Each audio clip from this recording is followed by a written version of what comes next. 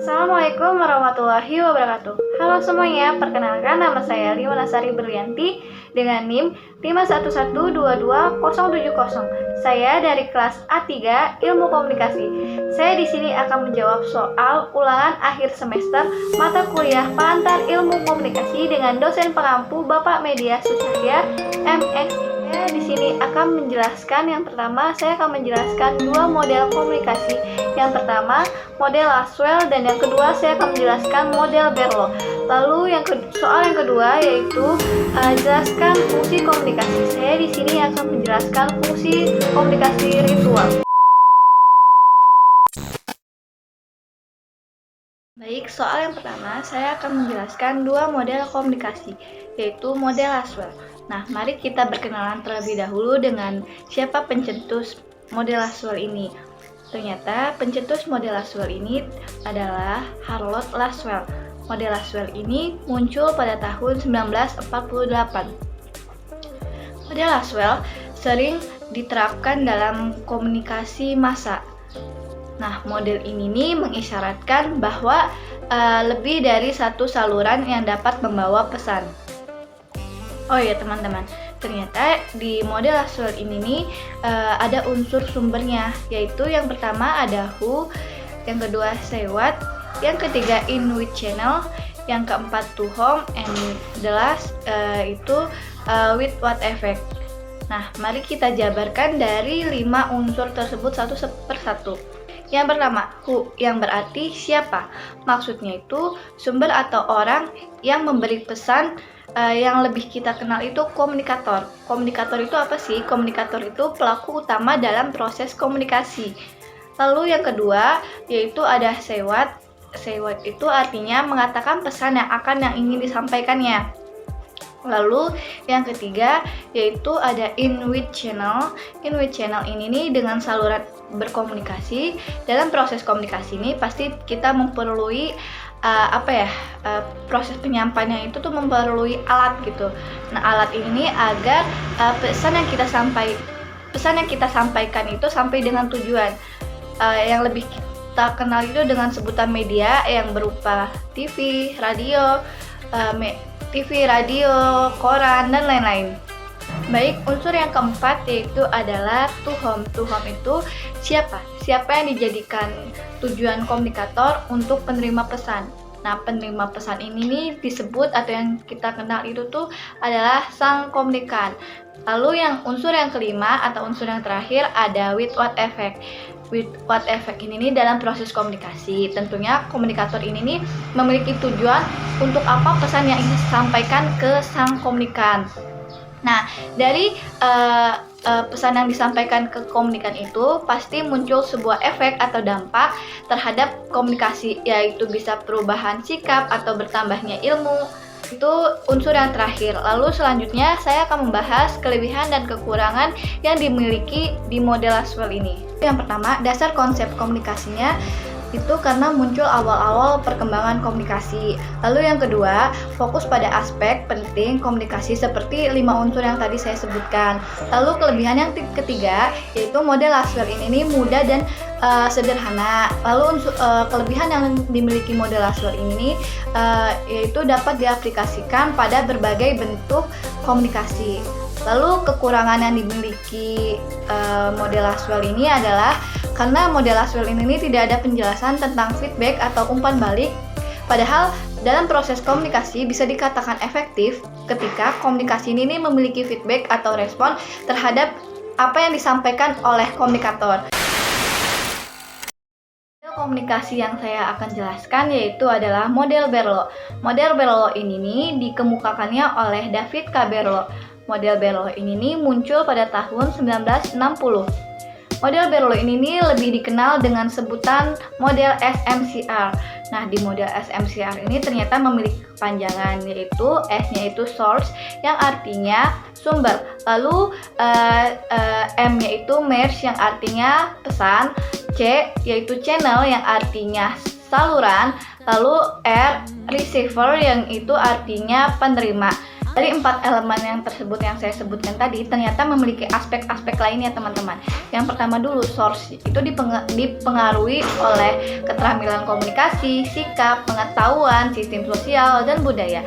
Lalu ada elemen yang kedua yaitu merge yang dikembangkan oleh struktur, isi, perilaku, dan kode.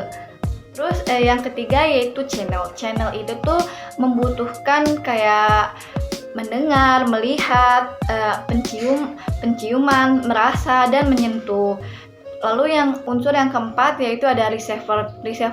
Receiver tuh terdiri dari keterampilan komunikasi, sikap, pengetahuan, sistem sosial, dan budaya. Ya, saya akan membahas kelebihan dan kekurangan yang dimiliki di model Berlo ini. Pertama, model Berlo ini model komunikasi ini dengan baik. Proses komunikasinya interpersonal serta komunikasi tertulis. Lalu kelebihan yang kedua yaitu model Berlo ini komponen pesannya menjadi elemen utama dalam komunikasi Berlo. Lalu yang ketiga yaitu komunikasi Berlo ini tergolong efektif karena mencakup beberapa pesan baik lisan maupun jenis simbol lainnya. Lalu kekurangan yang dimiliki di model Berlo itu, yang pertama model Berlo ini tidak ada umpan balik sehingga sumbernya ini tidak mengetahui efek apa yang terjadi pada sang penerima pesan. Lalu yang kedua kekurangannya yaitu model Berlo ini tidak adanya ruang untuk gangguan komunikasi.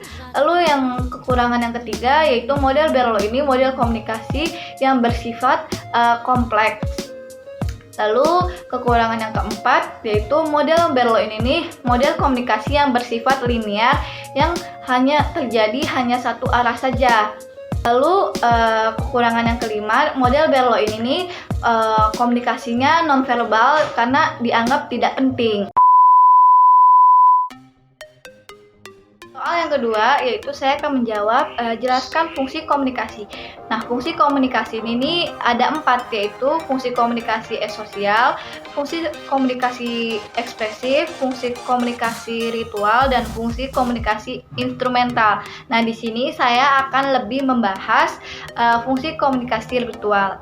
Nah, fungsi komunikasi ritual itu tuh menjelaskan komunikasinya, penyampaian pesannya berupa perasaan atau emosi bisa secara verbal maupun nonverbal. Kalau secara verbal yaitu secara lisan atau ucapan. Tetapi kalau secara nonverbal yaitu berupa kayak sikap, dimana kayak mimik wajah dan yang lain-lain.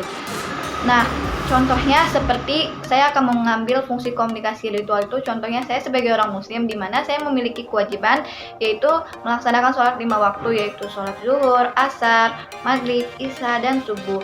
Dan selain itu juga saya memiliki kewajiban berpuasa di bulan Ramadan. Lalu saya juga memiliki kewajiban untuk membayar zakat. Nah, itu tuh kewajiban-kewajiban itu tuh saya melakukannya di waktu-waktu tertentu seperti puasa itu dilakukan di bulan Ramadan dan zakat itu. Terus kalau sholat ada waktu-waktunya, sholat zuhur, sholat asar itu akan ada waktu-waktunya untuk kita melakukan kewajiban tersebut. Contoh yang kedua yang saya akan berikan yaitu dimana kita ini sebagai individu nih yang hidup di lingkungan masyarakat. Terus jika kita bertemu dengan seseorang, kita juga memiliki kebiasaan seperti tersenyum, menyapa, dan mengobrol gitu yang kita kenal. Lalu contoh yang ketiga yaitu jika yang bisa saya berikan yaitu contoh kebiasaan setiap berangkat sekolah atau setiap berangkat kuliah, di mana anak ini akan memiliki kebiasaan yaitu salim kepada kedua orang tua. Tapi ada teman saya yang memiliki kebiasaan sebelum berangkat kuliah itu tuh mereka hanya kayak tidak salim tetapi kayak cuman kayak maaf aku pergi gitu, tapi mereka tidak memiliki kebiasaan salim. Lalu contoh yang keempat yang akan saya berikan yaitu adat dalam pernikahan yang dilakukan di adat Sunda yaitu berupa ada siraman, terus ada encak gondok atau injak telur.